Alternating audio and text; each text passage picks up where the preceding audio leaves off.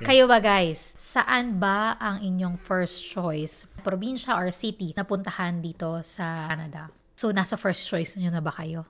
Yun talaga yung maging first Yun choice. talaga yung first choice ko. Pero gusto kong bumisita doon. Hello everyone, this is me again, Joy Fajardo. Welcome back to our brand new YouTube channel. This is Joy in Alberta. Unang-una po, bago tayo magsimula sa ating kwentuhan for today's video, ayan, gusto namin magpasalamat sa inyong lahat dahil may dumating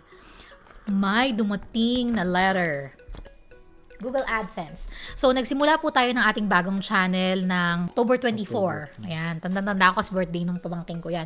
Nagsimula kami ng channel namin end of October. So, naka 3 months tayo bago tayo na monetize. Hindi pa namin to nabubuksan, pero ayan na siya, Google AdSense. Parang code lang yata ang laman ito, di ba? Code lang, password dun sa ano. Pero So, salamat ayan. ulit. Maraming salamat po sa lahat ng suporta, sa inyong mga komento na napakatatalino talaga. Hirap to. Wala talagang joke. Yung mga nanonood po sa ating channel, ay, ang tatalino, ang brainy, ang smart. Totoo Ang sarap talaga. kwentuhan no? Oo. Yung parang... At talagang meron silang mga bullet points. Kaya ang sarap magbasa ng mga comments. Tama. Kasi, basta, yung parang kung may natututunan kayo sa amin, may natututunan din kami sa inyo. Kaya maraming salamat po sa pagkomento, pagsubaybay, panonood, pag-share. Ay, love it. Dahil dyan, magsimula na tayo ng ating topic for today. For today's video nga guys, ay pag-uusapan namin kung ano nga ba ang aming top choice na puntahan sa Canada back in the days. Charot. Talaga. Totoo. Nung bago, 6 years ago. 5-6 years ago. Ano ba yung pinangarap namin na probinsya ng Canada, o di ba? Okay, ako muna. Kasi sobrang naman yung sa akin, sobrang daling i-defend, sobrang understandable kung bakit iyon. Ang akin po talagang first choice and childhood dream. Talaga grade 4 pa lang ako, tanda-tanda ako. Grade 4, grade 5, ganyan. Elementary pa lang ako, doon ko na gustong pumunta. And it is in Calgary, Alberta. O hindi lang probinsya yan, ha? Very specific. Gusto ko talaga sa Calgary. Bakit Calgary? Kasi po, when I was young, umalis na po ang aking tito, kapatid ng daddy ko. So, ang daddy ko po ay meron siyang 12 na kapatid. So, 13 silang magkakapatid. Yung isa sa mga elder brothers niya ay nag-Canada ng 1996. Parang gano'n, di ba? 1996. So, hindi pa siya umuwi ng Pilipinas since then. Nakauwi siya ng Pilipinas once. Pero, parang 20 plus years na sila nung huling magkita ni Daddy. Bago sila nagkita. 26 years. 26 years. Parang bago sila magkita dito sa Canada. Dinala ko lang si Daddy dito. So, tandang-tanda ako, no? Nasa Singapore kami. Sabi ko kay Daddy. Siyempre, inaano nila yung kapatid nila na umuwi. Mga ganyan. Ako naman sabi ko, Daddy, may dahilan si Tito kung bakit siya hindi umuwi. Sabi ko sa kanya noon, matatawa kayo guys, pero sinabi ko talaga to, promise. Sabi ko, Daddy, huwag kang mag-alala. Kung ayaw umuwi ni Tito Jesse, dadalhin na lang kita ng Canada. Tayo ang pupunta doon kung ayaw niyang umuwi. That's positive way yun, di ba? Yung para magkita sila. Oo. Diba? Kasi gusto na daddy mo makita siya, di ba? Tapos yun, sabi ko talaga, magkikita kayo, Daddy. Ikaw ang dadaling ko sa kanya. Yun ang sinabi ko. Kaya, nung aking 31st birthday ko, guys, nag-celebrate kami sa Toronto. Nag-meet kami doon. So, si Daddy, dinala ko siya sa PEI, and then, birthday niya noon, 60th birthday niya sa PEI siya nag-spend. And then, after noon, nung birthday ko naman, ng November, dinala ko naman siya ng Toronto. Tapos, nag-meet nga silang magkapatid doon. Kaya, ayun. Anyways, so yun, very understandable naman yung sa akin na yun talaga yung pinangarap kong puntahan. Kasi nandoon yung mga tito ko, nandoon yung mga pinsan ko. Tapos noon, sa bandang west din kasi, nasa Vancouver naman, yung mga pinsan naman ni Mami. So, talagang, doon talaga, west talaga yung aking pinangarap. So, ang aking first choice, kung hindi natin i-consider ang lahat-lahat ng bagay sa mundo, pantay-pantay lang ang immigration process at pwede kang maging PR sa Calgary. Calgary talaga. So, yun. Nagkataon lang na nung time natin ay talagang mahigpit na sa Alberta. So, ayun. Pero matatawa kayo guys kasi ayan na yun, abot kamay na namin yung Calgary. Pero hindi pa rin kami natuloy sa Calgary. Siguro may ibang plano si Lord kung bakit kami napunta sa Edmonton. Kasi ever since na nagpaplano kaming mag-move, Calgary talaga. Calgary talaga. Alam mo yung gabi-gabing ginawa ng Diyos, naghahanap ako ng bahay sa Calgary talaga. Nung mag-move na kami, biglang, ay, Siguro Edmonton. weeks before lang tayo, weeks bago tayo mag-move talaga. Kasi biglaan talaga na parang, sige, Edmonton. Naniniwala pa rin ako na may dahilan si Lord kung bakit tayo nandito sa Edmonton. Pero, first choice ko, Calgary. Ayan. Ikaw, saan mo gusto? Yung sa akin, mabilis lang din. Kasi ako wala naman akong kamag-anak, diba, dito sa Canada. So, nung nag-search ako online, kung ano yung unang nakita ko agad na may mga videos, ganun, yung may mga Filipinos, kasi yun unang mga hanapin eh. Sa Manitoba. Ano meron sa Manitoba? Sa Winnipeg. Kasi, doon ko nakita yung mga vlogs dati nila, Tigno, nila Emersonic. Sila yung mga nandoon. Tapos, wala bang pinapanood mo kasi araw-araw, 'di ba? May mga nagko-comment din sa iyo before na parang, "Uy, nagustuhan namin yung PEI, ganyan, dahil sa inyo, ganyan." Yun nga lang hindi kami dinala sa PEI. Alam niyo, naramdaman ko 'yon, ha. Kung hindi man naramdaman ni Joy 'yon, kasi ako talaga yung talagang sobrang panonood ko ng mga vlogs before nung nasa Singapore kami. Sabi ko, dito tayo pupunta, dito tayo bibili ng bahay, dito tayo tatanda kasi ang ganda ng mga pinapakita nila. Kasi nung time naman na may options na tayo, 'di ba? Hindi pa rin naman pumasok sa isipan natin na mag-Winnipeg, ganyan, mag-Manitoba. Yun talaga yung first choice ko. Pero gusto kong bumisita doon. Gusto kong makita, alam mo yan, yung Totga. Gusto kong magkaroon kami ng closure ni Winnipeg. Ayan, may mga pero dumaan na tayo doon. Dumaan na tayo, pero gusto ko siyang i-explore. Gusto kong sabihin sa sarili ko na hindi ka para dito, Kiko. Alam mo yun, yung ganon. Kasi, maiisip mo pa rin minsan na parang, paano kaya kung doon kami, no? Paano kaya kung doon tayo natuloy, kung nagkaroon tayo ng opportunity. Pero dinala tayo sa PEI. So, anong na-feel mo nung nakakita ka ng work sa PEI, tapos PEI na? Parang,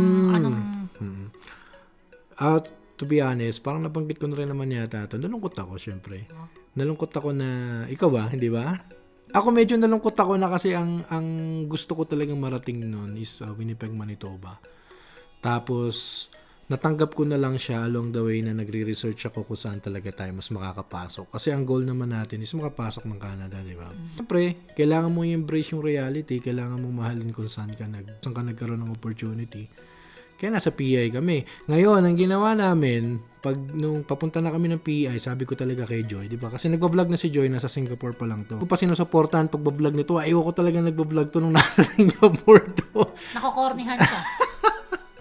Tapos sabi ko kay Joy, nung kakapanood ko nga sa mga vloggers dito, nung sila pa, sa Manitoba, sabi ko kay Joy, pagdating natin ng PEI, mag-vlog ka. Mapakita mo yung lugar, mapakita mo dun sa mga tao na, ito, ang ganda ng lugar na to, masarap manirahan dito.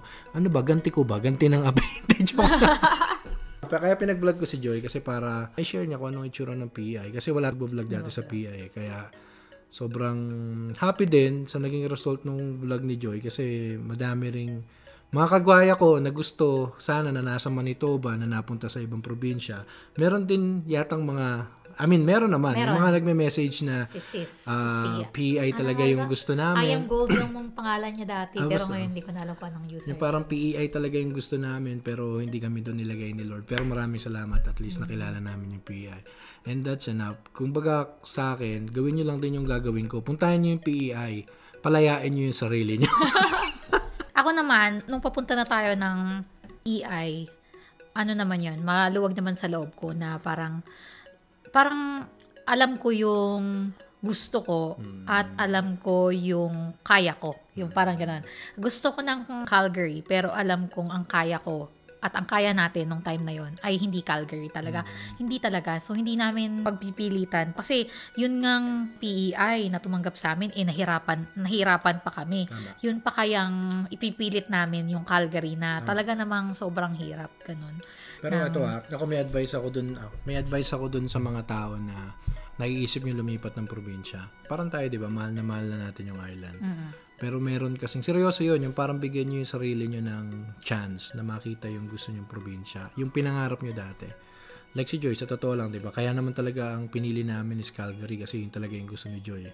Para hindi kayo mag-regret mandang huli na bakit hindi natin sinubukan doon, baka mas maging maganda yung buhay natin. Tandaan nyo, hindi naman nawawala yung probinsya, hindi naman naalis yan. Kung nasaan sila ngayon, nandoon pa rin yan ngayon.